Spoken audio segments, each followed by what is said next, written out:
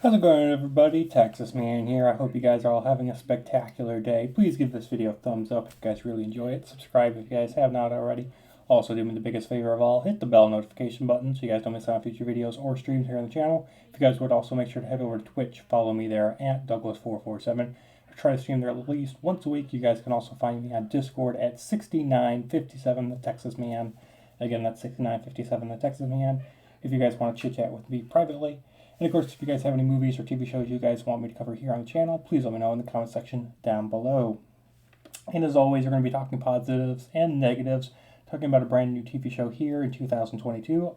This is exclusively on Disney Plus. At the time of recording this video, you cannot get this on DVD, Blu-ray, 4K, or on other streaming services or other digital platforms for you to purchase or to rent. So, I will tell you right now, it feels really weird wearing this helmet. It is extremely uncomfortable, but I'm going to try to get through this video while I'm wearing it because it's been a long time since I've actually covered anything Star Wars related here on the channel. So I want to make this video a little more special. I am planning on doing a full review of the Andor Season 1 once that has completed all 12 of its episodes. So that'll be coming out in a few weeks, so look forward to that when it does drop. So first of all, this show is 6 episodes, and it is basically an anthology series, so the episodes aren't even a full 20 minutes long. On average, the episodes are about 16 minutes, and that can include the credits, and it focuses primarily on Ahsoka and Count Dooku. So we get one episode with Ahsoka showing her being a 1-year-old and her using the Force to save her village. Then we get 3 episodes of Count Dooku slowly going from the Jedi Master that we know into him becoming a betrayer of the Jedi, deleting Kamino from the Jedi archives, and him turning to Darth Sidious, thinking that the dark side is going to be the way of order and peace in the galaxy, and we all know how that turns out. And then the last 2 episodes we get is Ahsoka being trained by Anakin to survive Order 66, even though no one knows Order 66 is coming at that point in the timeline. We know that that's what he was kind of doing. And then the final episode is Ahsoka being at Padme's funeral, which I thought was a really great moment, a really interesting moment. We get a bunch of stuff with Ahsoka and Rex, kind of showing us more of what happened after the ending of Star Wars The Clone Wars Season 7. And I just thought it was a great addition. This whole show is a great addition to the lore. I will say I think that the first episode with Ahsoka being a 1-year-old and her using the Force to protect her village, I really didn't care about that. I was more invested in Count Dooku and seeing all of the tie-ins with things like the Phantom Menace, before the Phantom Menace, during the Phantom Menace, and then afterwards, and seeing the effects of the Phantom Menace impacting other people that we don't see in that movie, nor in the prequel trilogy.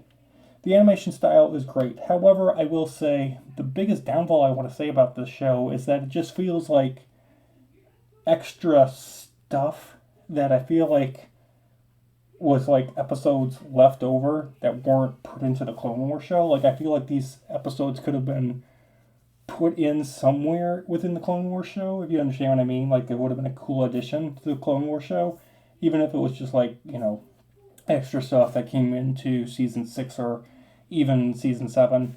I just feel like it's weird that they're calling it Tales of the Jedi, and I'm like, okay, they couldn't come up with something else, and it feels like just leftover content that George Lucas made and Disney got a hold of, and like, oh, let's finish the animation work and we'll put it out and call it content for Disney Plus's sake.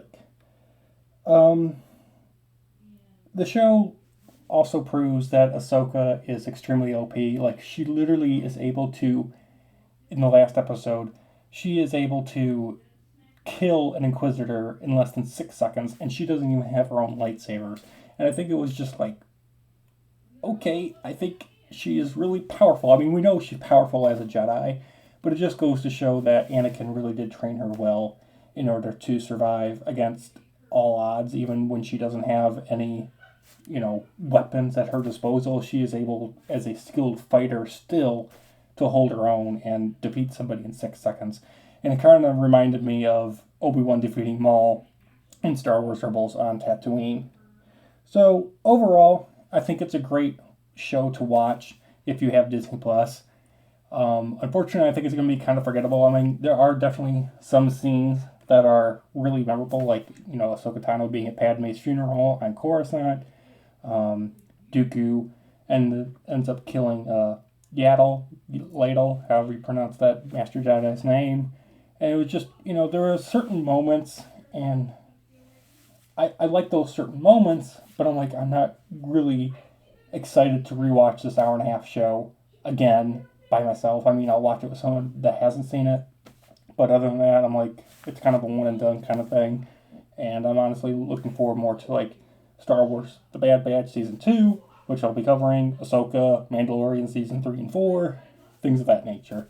So while this was a great addition to the lore, it's not something that I'm going to be like, yeah, let's rewatch it by myself. It's not one of those types of shows. So overall, I'm going to give Star Wars Tales of the Jedi here in 2022 an 8 out of 10. Thank you guys so much for watching. Okay, I'm going to take this helmet off now. Again, thank you guys so much for watching. Have a great day. Look forward to more videos and streams coming out in the future. Bye, guys.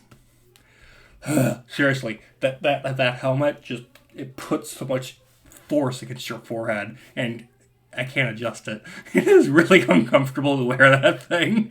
I can't believe I survived 6.5 minutes doing that. All right, bye, guys.